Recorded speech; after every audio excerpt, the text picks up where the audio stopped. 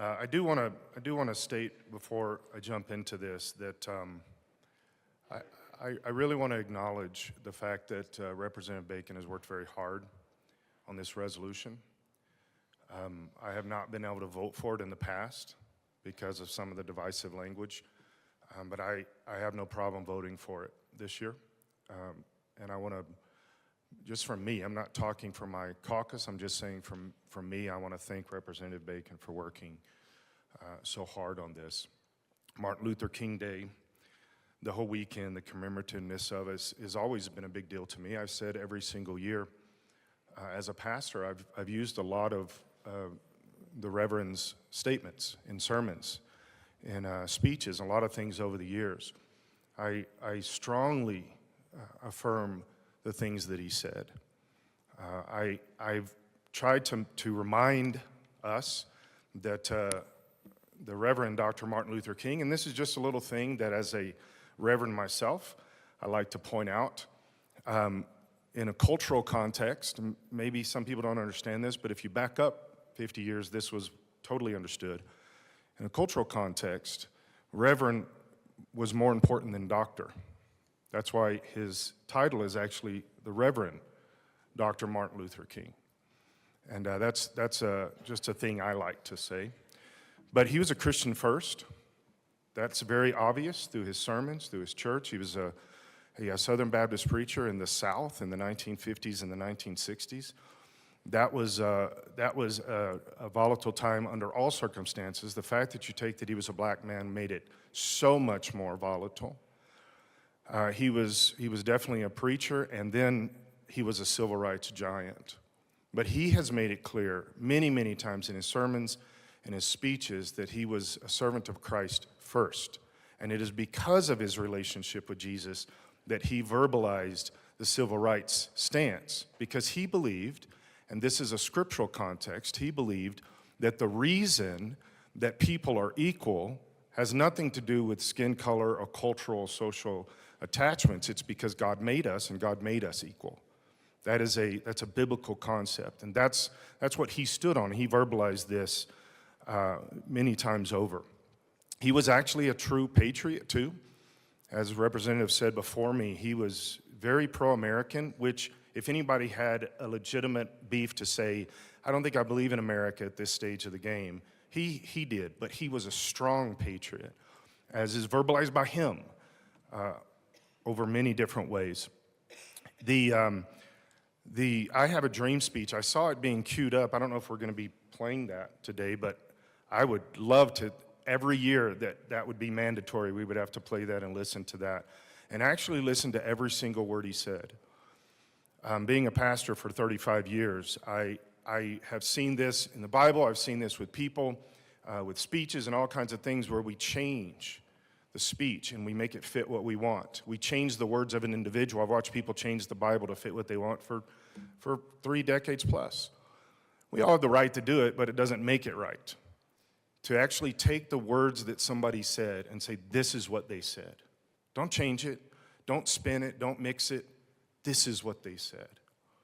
One of the greatest, I think, statements that Dr. King said was dealing with relativism. And he stated, in contrast to ethical relativism, Christianity sets forth a system of absolute moral values.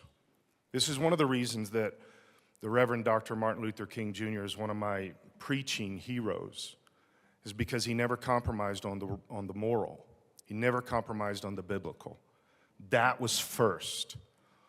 I have seen things about Dr. King that I don't agree with, but I don't try to hide that, shade that, or change his language.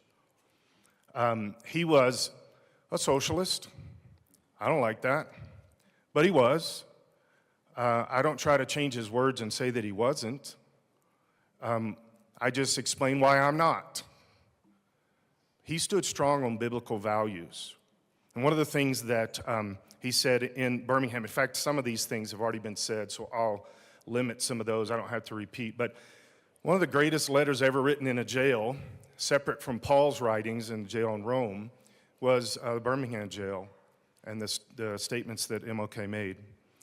He said, I'm in Birmingham because injustice is here. The only reason he was put in jail is somebody had to break the law and the Constitution to put him in jail. That's the only reason he was in jail. He said, just as the prophets of the 8th century BC left their villages and carried their "Thus saith the Lord" far beyond the boundaries of their hometown, which is what he was doing. He believed he was following a "Thus saith the Lord." And just as the Apostle Paul left his village of Tarsus and carried the gospel of Jesus Christ to the far corners of the Greco-Roman world, so I am compelled to carry the gospel of freedom. And he explains this many times over, that the gospel of freedom starts with Jesus Christ, freedom in your soul and your spirit, and then freedom as humanity. But it starts in your soul, because nobody can actually cause you to not be free in your soul and your mind. They can put your physical body in jail, but they can't lock you up spiritually. And he says that many times over. He said, I cannot sit idly by in Atlanta and not be concerned about what happens in Birmingham. Injustice anywhere is a threat to justice everywhere. And I hope that all of us would be able to say, I cannot sit in Colorado and watch injustice and slavery around the world. We have more slavery right now on the planet than we've ever had in history. That's an injustice. Whether it's Colorado or Birmingham or anywhere else, that's an injustice. And we must stand against it. It's easy for us just to pretend it doesn't exist, but it does exist, and it's an injustice. Martin Luther King Jr. also equated freedom directly with the gospel in his letter in Birmingham. And he says that freedom in Christ is the true freedom. He said, by opening our lives to God in Christ, these are the Reverend's words, we become new creatures. This experience, which Jesus spoke of as the new birth, is essential if we are to be transformed nonconformist. One of the strongest nonconformists in history was Jesus, and that's what he's saying. Only through an inner spiritual transformation do we gain the strength to fight vigorously the evils of the world in a humble and loving spirit. We're using a lot of the things that the good Reverend Doctor has said at different times, and we've used them to extrapolate over modern subjects to truly, I believe, an aggression against what he actually believed and stood for. He was a Baptist preacher in the 1950s and the 60s. There's no way he was in favor of some of the sexual revolution stuff that's happening. But people claim that he was. His niece said, nope, he was not. She said this many times over. If you want to be in favor of that, be in favor of that. But I don't think you can use his words to justify that. He was about the color of the skin and the civil rights. All people are created equal. Alveda King actually said that the sexual issues of today are a moral issue, not a civil rights issue. Now, whether you believe that or not is not what I'm trying to say. But to somehow say that that's what MLK was saying, that's not. He believed in the Bible first. He believed in moral issues first. To me, that's egregious when you take somebody's words and you change them. He was a man that believed strongly in the I Have a Dream speech. To me, is one of the greatest speeches ever given by anybody under any circumstance. Not just a black man in Washington, but by any person on the planet. And he strongly said this was his biggest issue, is that he wanted his children to grow up in a society. Representative Bottoms, you have 1 minute remaining. Where the color of their skin was not the issue.